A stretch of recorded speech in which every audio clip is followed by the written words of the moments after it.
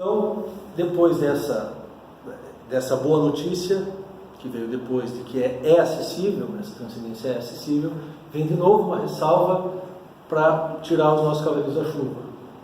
Essa acessibilidade ao transcendente não é nem fácil, nem total ou integral, nem direta ou imediata. Vamos lá. Não é fácil por quê? Porque ela demanda muito esforço, que são os caminhos iniciáticos das religiões, que são os caminhos pelos quais, através do esforço, da consciência, da vontade, etc., o discípulo desperta gradativamente para essa realidade profunda que é ele. Um esforço de desidentificação com o próprio corpo.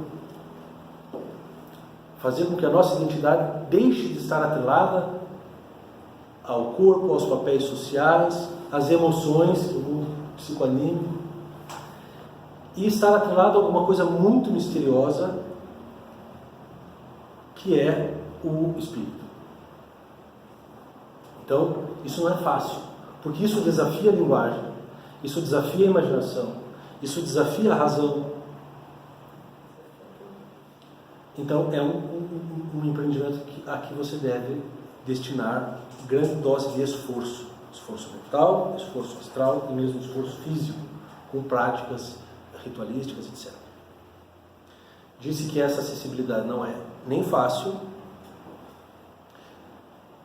disse que ela não é direta ou imediata, por quê? Vamos lá. Porque essa acessibilidade a que as religiões fazem referência é uma acessibilidade intermediada por símbolos e ritos, que vão ajudar, como der, nos limites em que der, vão oferecer símbolos e ritos, que são os símbolos dinamizados, para fazer a nossa mente, nosso coração, etc., se familiarizarem com esse mundo espiritual divino. O exemplo que se pode dar sobre o simbolismo, que é esse intermediador entre o cá e o lá, o imanente, o transcendente, o material espiritual, etc., é o seguinte: imagine um cego de nascença,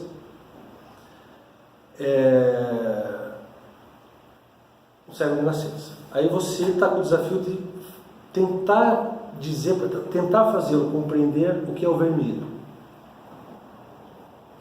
O que se faz?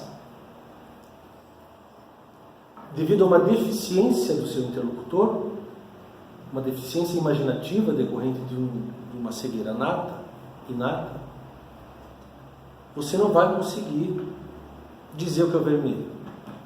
Você vai ter que se socorrer de um artifício inteligente que compense essa deficiência. Um artifício que, por sua proficiência, compense essa deficiência. Então você vai ter que dizer para ele: olha, o vermelho é uma coisa, como que eu vou te dizer, quente, excitante, vibrante, incita emoções como bravura, como dinamismo. Você vai fazer o que você pode, não é isso? É isso que Jesus Cristo fala assim: para as pessoas em geral eu falo por meio de parábolas. Por quê? Porque devido a uma deficiência, não já de uma deficiência como uma cegueira, etc., mas uma deficiência do próprio estado manifesto, individualizado do espírito na matéria, os grandes mestres precisam falar conosco através de símbolos, que é esse recurso inteligente, proficiente, que compensa uma deficiência imaginativa nossa, deficiência que nós já falamos há pouco. É impossível imaginar uma realidade sem tamanho, sem tempo, sem matéria, etc.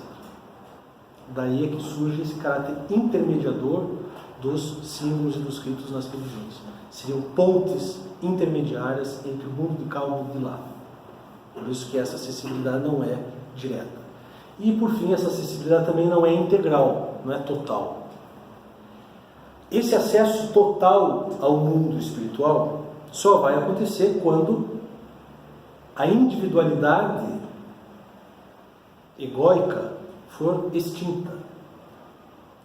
Ou, para dizer de um modo menos aterrorizante, quando o fim último da existência, segundo as religiões, que é o retorno à condição primordial da consciência espiritual acontecer, ou seja, quando você for para o paraíso, para o nirvana, etc. Aí sim você vai ter desfeito todos os contornos que te separam dessa realidade e você vai estar imerso nessa realidade como uma gota no oceano. Você não deixa de ser gota, você não deixa de ser, mas você está num estado de integração total. Como se essa gota estivesse dentro de um aquário. Ou no mar, o maior ainda, né? Mas aí quando acha isso, certo. Mas isso em todo desencarne? Ou Não. é no teu desencarne final? Desencarne, você vai para o mundo psicoanímico, você tem alma ainda, você ainda tem corpo, você ainda tem contorno. Isso é no desencarne último. É a libertação final, certo? Até isso acontecer, agora uma outra boa notícia. Dá para ter uma conexão, uma integração com esse mundo, mas uma integração aproximativa, uma integração parcial,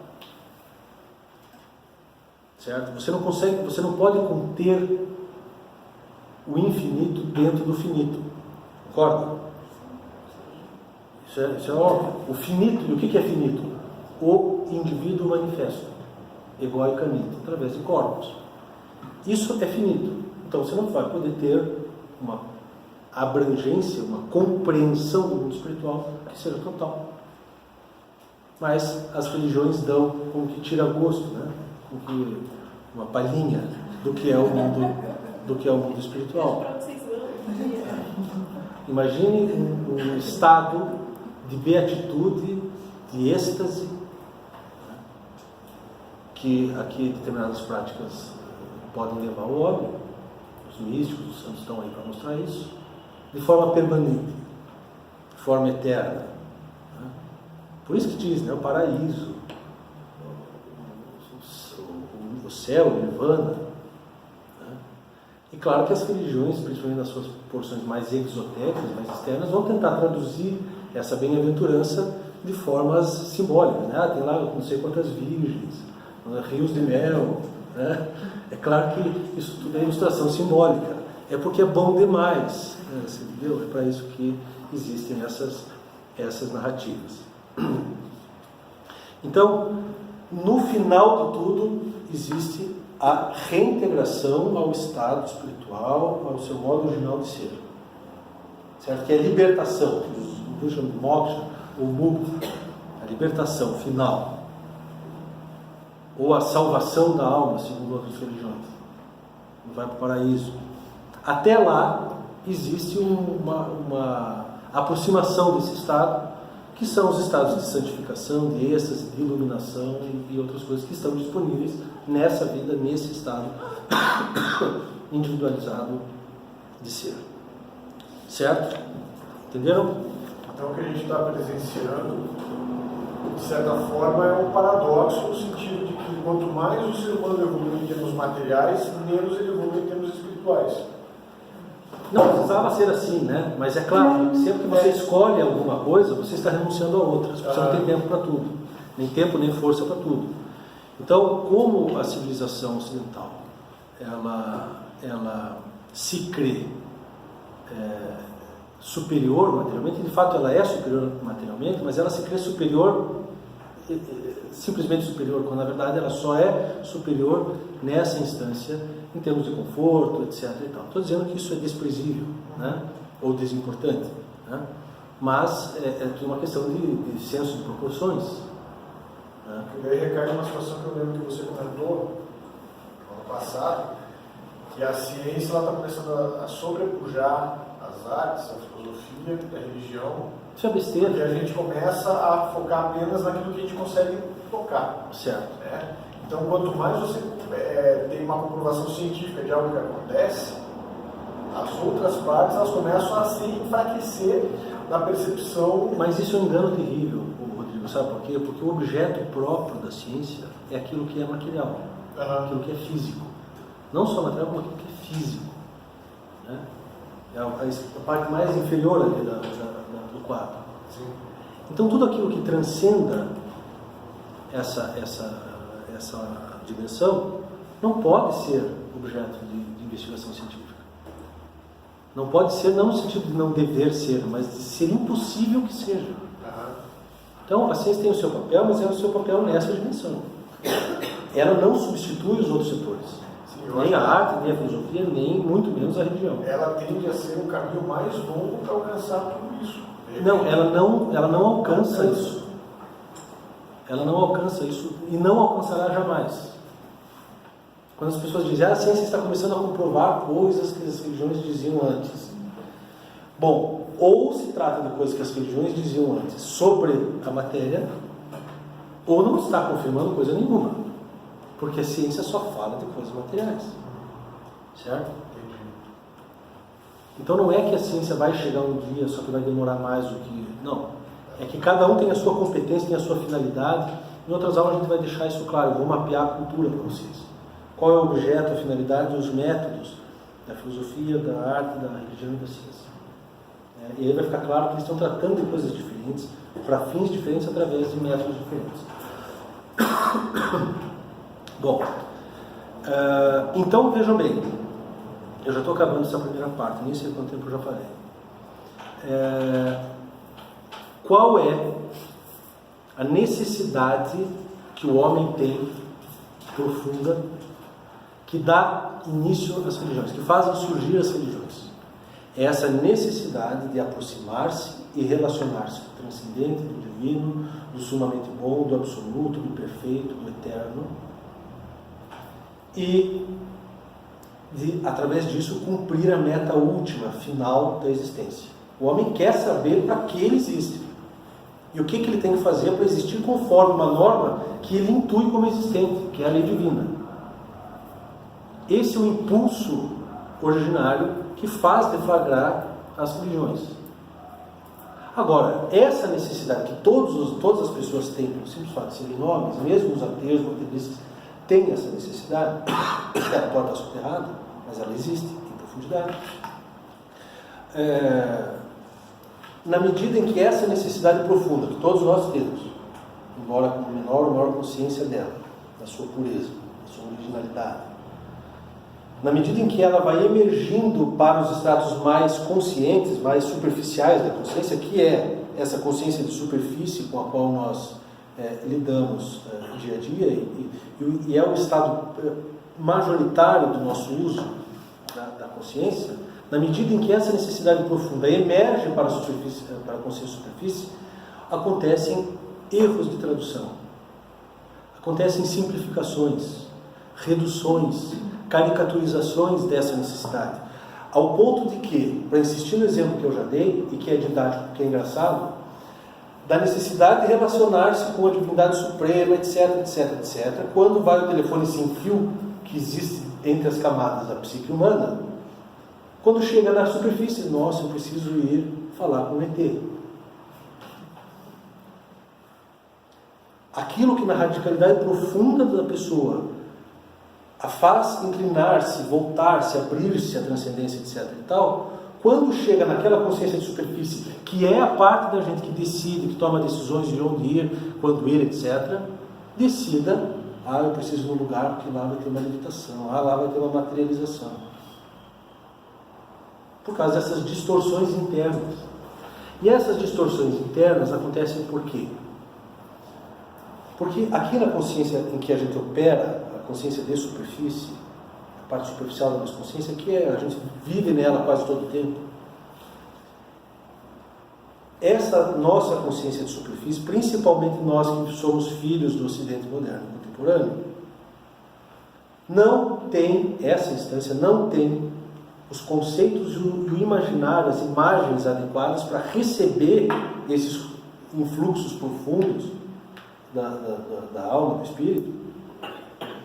E por não ter isso, daí traduz-se dessa forma. Então, como você não sabe o que significa a palavra transcendente, como você nunca se esforçou para imaginar uma realidade muito diferente dessa, como você não se inteirou das mensagens deixadas pelos grandes mestres, ou seja, como a tua mente operante é muito vazia de conceitos e imagens, aquele vetor, aquela força que vem lá de baixo, ela não encontra receptáculo aqui, ela não encontra recipiente, e aí ela precisa ser traduzida.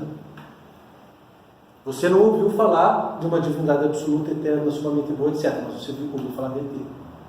Que é uma coisa que fica lá muito longe. Então você vê, tem a sua lógica, né? Não é totalmente despropositado, aleatório, essa confusão entre o espiritual e o psíquico. Ou entre, no caso do ET, o espiritual e o físico muito distante. Né? No fundo é essa noção de transcendência mal traduzida. Mal traduzida pela mente da pessoa que é pobre de conceitos, é um imaginário pobre. Então a gente não consegue receber essa necessidade, entender essa necessidade e ir atrás de coisas que possam saciar essa necessidade. E daí é por isso que a gente vai nas seitas, por isso que a gente vai nesses lugares que ficam falando disso, daquilo, falam de tudo, menos do divino, do espiritual, etc. Entenderam? Por isso que para essa preparação de uma vivência religiosa, além de exposição conceitual como estou fazendo aqui, vocês vão precisar enriquecer o imaginário de vocês, e para isso a arte é fundamental. Vocês vão precisar entrar em contato, por exemplo, com poemas de homens santos, os místicos, que às vezes escrevem poema. Por que escrevem poema? Porque é uma linguagem menos limitada que a linguagem racional, conceitual abstrata. Começar a povoar a consciência de superfície de vocês, de imagens, de conceitos, fortalecer a mente de vocês, para vocês terem condição de processar internamente essas necessidades. Né? Bom, além dessa ausência de imaginário fortalecido e de um conceitual bem mapeado, como eu procurei fazer aqui, existe uma ausência de sensibilidade até estética também. Pô, você está querendo uma conexão algo maior, como as pessoas dizem, né? Eu quero uma ligação com algo maior. Daí você está num lugar lá que eles estão rodando o disco ao contrário para ouvir mensagem como que é que diz isso? Nem sei como que é, transcomunicação instrumental. Aí você vai no lugar da transcomunicação instrumental, você não percebe que uma radiola girando ao contrário não tem nada a ver, não tem nada de santo naquilo? Não está faltando beleza nesse lugar? Não está faltando aqueles simbolismos densos que desafiam a nossa inteligência a captar o mais possível deles? Então, uma falta de sensibilidade, inclusive estética, artística, que esteja aberta à beleza, porque não existe como a divindade ou as divindades se manifestarem através do rito sem beleza. A beleza é um dos veículos dessa transmissão simbólica.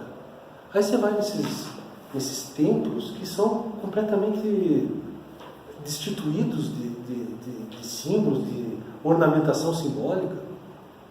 As pessoas não pensam, nem chegam a sentir que não tem nada errado ali. Então, no passado tempo, eu vou procurar fazer isso com vocês, melhorar, fortalecer, enriquecer o imaginário de vocês. A parte conceitual, deixar os conceitos bem delimitados, o que é espírito, o que é alma, né? o que é corpo. E trazer essa refinação estética para vocês terem essa capacidade do impulso religioso, né? Bem traduzido internamente. E claro que essas deficiências só se reforçam ainda mais porque nós estamos em meio a uma civilização que não está nem aí para essas coisas. Então, o defeito individual e o defeito coletivo, eles se retroalimentam. Né? Então, daí a dificuldade das pessoas entenderem e processarem bem essa necessidade que todo mundo sente de inclinar-se, abrir-se, relacionar-se com o transcendente. Então, só para acabar essa primeira parte, daí a importância de tudo que eu estou falando até agora, se percebe a importância de se conhecer o que é religião, para que ela serve, como que se faz. Né? Mesmo os religiosos mais sentimentalistas, mais emocionalistas, que acham que a inteligência tem pouco a contribuir na vivência religiosa, hão de reconhecer a necessidade de se entender bem essas coisas, especialmente no mundo em que a gente vive, né? Em que essas coisas estão tão confusas, tão misturadas, tão embaralhadas. Né?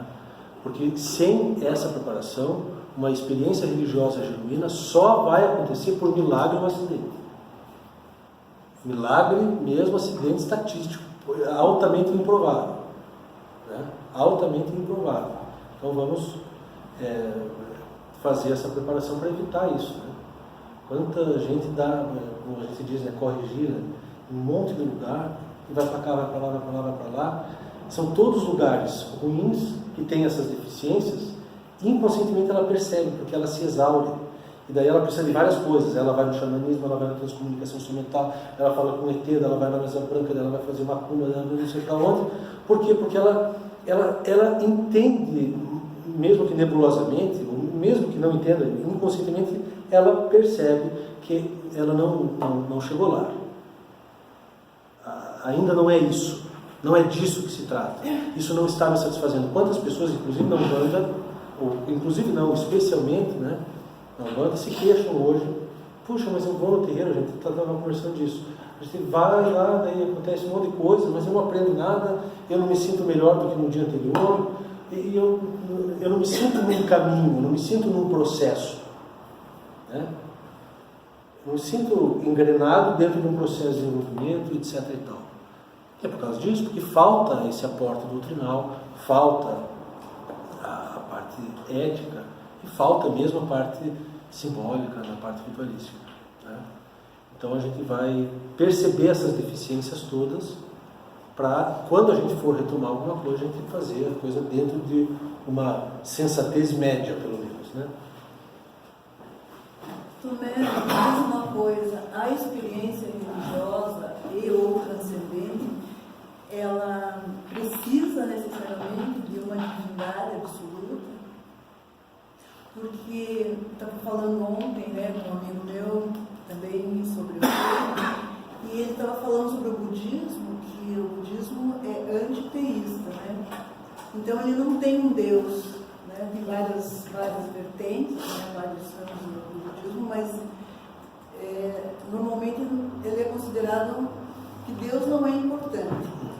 E me contou uma história até que foi bem curiosa, porque ele falou de animais. Ele disse que o próprio Buda, quando chegou ao Nirvana, ele convidou todos os animais para estarem juntos, e o único que não foi o gato.